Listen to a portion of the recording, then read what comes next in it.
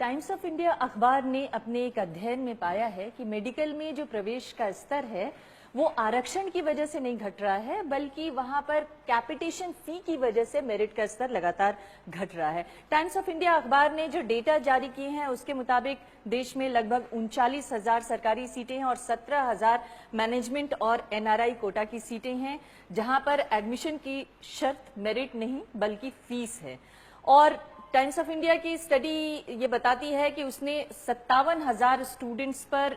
409 colleges में 57,000 students पर study किया, जिसमें ये बताया गया कि नीट का जो एवरेज स्कोर था वो सरकारी कॉलेजेस का स्कोर था 448 और प्राइवेट कॉलेजेस का जो एवरेज स्कोर था वो 308 था। और अगर एससी स्टूडेंट्स यानी शेड्यूल कास्ट स्टूडेंट्स का जो एवरेज स्कोर देखा जाए तो सरकारी कॉलेजेस में शेड्यूल कास्ट स्टूडेंट का जो स्कोर था वो 398 था और अगर सभी कॉलेजेस में शेड्यूल कास्ट स्टूडेंट्स का स्कोर देखा जाए तो 367 था, जो ओवरऑल एवरेज था। लेकिन इस अगर आंकड़े को का ठीक तरीके से अध्ययन किया जाए तो ये स्पष्ट होता है कि ये जो शेड्यूल कास्ट के स्टूडेंट्स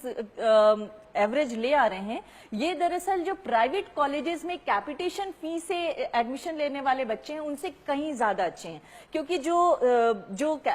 कैपिटेशन फी देके एडमिशन हो रहा है उसमें 211, 212 नंबर पर भी एडमिशन हो जा रहे हैं, चाहे वो एनआरआई कोटा हो चाहे मैनेजमेंट कोटा हो। तो ये एक तरह से सत्येंद्र रंजन हमारे साथ हमारे सहयोगी। सत्येंद्र, क्या ये एक तरह से ये नहीं दिखाता है कि दरअसल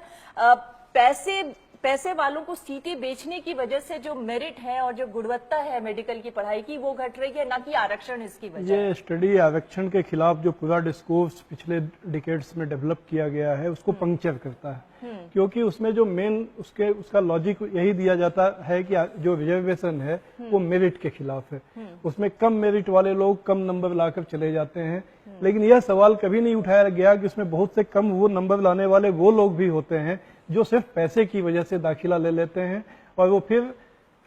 वो इंजीनियर, अभी ये तो डॉक्टर्स के लिए है मेडिकल कॉलेजेस के लिए, लेकिन यह बात इंजीनियरिंग कॉलेज पे भी लागू होगी कि वो इस तरह के जो टेक्निकल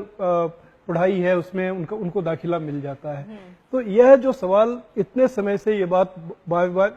मेरिट अपने आप में एक डिबेटेबल टॉपिक है, उस पर हम लोग अलग से बात कर सकते हैं, लेकिन अगर मेरिट को एक्सेप्ट भी कर लिया जाए जिस मेरिट की बात की जाती है तो ये स्टडी उस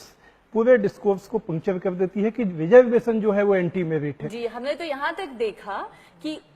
अगर एनआरआई या मैनेजमेंट कोटे में 211, 212 नंबर आ रहे हैं और 19 लाख या 20 लाख आप फीस दे रहे हैं तो आपका एडमिशन आसानी से हो जा रहा है, तो फिर मेरिट कहाँ पर डाइल्यूट हो रही है? ये तो अमीर लोग साफ बता सकते हैं। इसके लिए किसी तर्क की जरूरत नहीं है और किसी आईने की भी जरूरत नहीं है, आईना उनका मेरिट खुद बता रहा है। लेकिन बात यह है कि जब ये सारी चीजें हो रही हैं तब भी आरक्षण को इतना बड़ा मुद्दा बनाया जाता है, वो मुद्दा कैपिटेशन फी को लेकर क्यों नहीं बनाया जाता? इसलिए नहीं बनाया जाता है कि इसमें जो लोग ये मुद्दा बनाते हैं उनका वेस्टेड इंटरेस्ट इसमें है। जो समाज का जो तबका जो बहुत पहले से प्रिविलेज्ड क्लास है वो अपने प्रिविलेज को ये जो सिस्टम है वो उसके प्रिविलेज को बरकरार रखने में सहायक है। उनके पास पैसा है और वो पैसा भी भारत में किस तरह से, अगर उसका एक सोशियोलॉजिकल स्टडी की जाएगी तो ये देखा जा सकता है कि वो पैसा भी एक खास तरह के खास बैकग्राउंड से आए हुए लोगों के पास ही होता है। तो वो अपने बच्चों को, जो बच्चे तमाम कंपटीशन में फेल हो जाते हैं, उनको पैसे देकर वो इंजीनियर और डॉक्टर बना लेते हैं। जो पढ़ाई है वो दरअसल सामाजिक आर्थिक हैसियत से तय हो रही है, खासतौर से इस तरह की जो टेक्निकल पढ़ाइयां हैं, चाहे वो मेडिकल हो या इंजीनियरिंग हो, वहां पर आपकी सामाजिक आर्थिक हैसियत अगर अच्छी है तो आप कम नंबर ले आकर भी पढ़ाई कर सकते हैं। बस उसके लिए ये दोष देना कि आरक्षण की वजह से किसी अच्छे मेरिट वाले को एडमिशन नहीं मिला, ये गलत कहा जाएगा। अब यह तो आईआईटी ने खुद अभी कुछ साल पहले अपने सिलेक्टेड कैंडिडेट्स का स्टडी किया था, उसमें ये बात सामने आई थी कि उनके यहाँ जो लोग सिलेक्टेड होते हैं वो कुछ खास शहरों से, ऐसे फैमिलीज से जो प्रोफेशनल, जिन फैमिलीज में पहले से प्रोफेशनल से इंजीनियर, डॉक्टर, वकील हैं,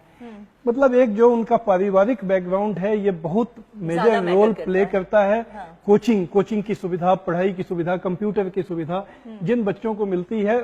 ये जो सो कॉल्ड मेरिट है ये इन चीजों से बनती है, ना कि वो जन्मजात होती है। हाँ, लेकिन एक और बात जो सरकारों को शायद उस पर ध्यान देना चाहिए कि सामाजिक अन्याय को दूर करने के लिए ये आरक्षण व्यवस्था लागू की गई थी, और यहाँ पर देखने को ये मिल रहा है कि अगर कम मेरिट वाले बच्चे भी या छात्र भी अगर पैसे के दम पे एडमिशन पा ले रहे हैं, तो जो सामाजिक न्याय की जो व्यवस्था थी, वो सामाजिक न्याय की व्यवस्था क्या यहाँ पर पूरी तरह से लागू हो पा रही है? नहीं, ये तो जो सामाजिक अन्याय जो ट्रेडिशनली रहा है ये उसको और इंट्रेंच कर रहा है, उसकी पकड़ और मजबूत बन रही है इसकी वजह से कि जो उस तरह की पृष्ठभूमि के लोग हैं जिनके पास पैसा और सामाजिक ताकत है, वो अपने इस तरह जो आज के जमाने में जिन नौकरियों की वजह से अपना इन्फ्लुएंस बनता है उस पर वो और उनकी पकड़ बनी हुई है। जी, बहुत बहुत धन्यवाद आपका सत्येंद्र रंजन। तो ये स्पष्ट है कि जिस तरह की स्टडी सामने आई है उससे